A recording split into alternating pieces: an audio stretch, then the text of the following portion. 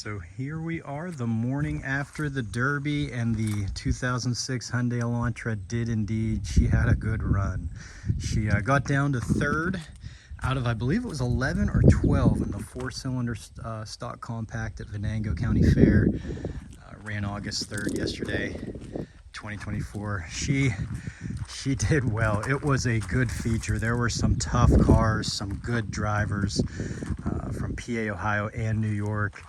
A lot of fun. It was, I mean, it was a rainy day, but then it cleared up right before the Derby, and they even had to water the pit down, so that's how dry it's been even with the rain.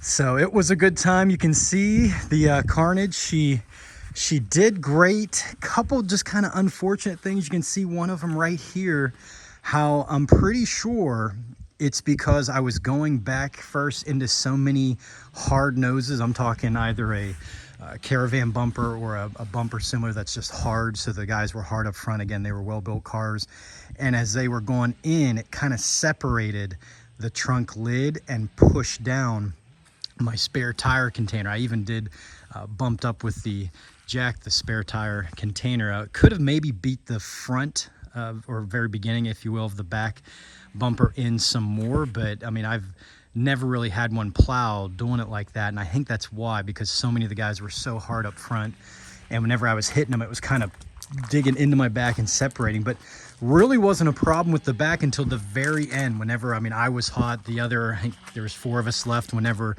I was starting to plow backwards, I couldn't go backwards anymore, and instead of being strategic with the front, I had to send the front, and had some good hits on me, even in the mud and the stock tires. And you can see the old Caravan tough bumper held up, my welds held up, it folded up and in. I had just the tie downs there with the seat belts, and it all worked as you'd hope.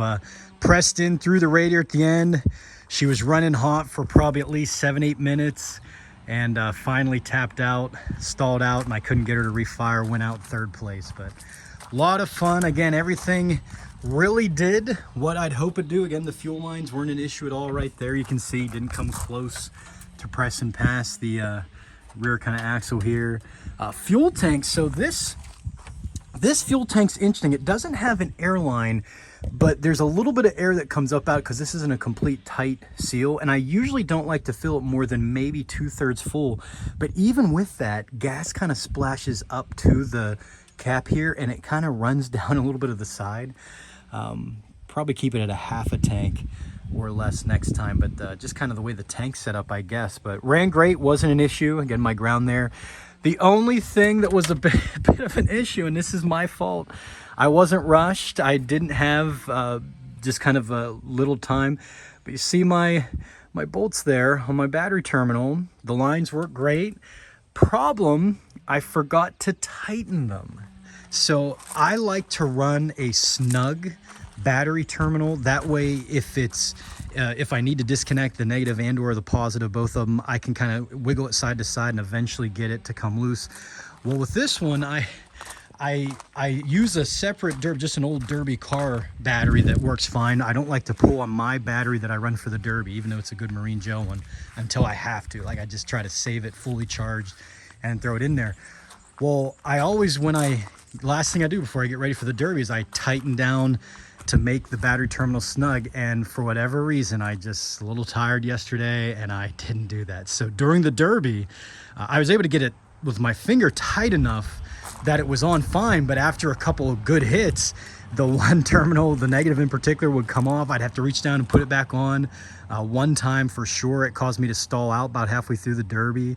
So that's just on me. And then the other thing, it was a little bit of a, not a lesson learned, like I knew this, but about halfway through the Derby, probably about 7-8 minutes, there was a stoppage, and none of us, there's 4 guys around me, we couldn't figure out what it was. It was probably 5 or 6 minutes, and I should have shut the car off. I wasn't hot. I had no damage up front. Nothing was going on there. My battery, of course, is top of the line.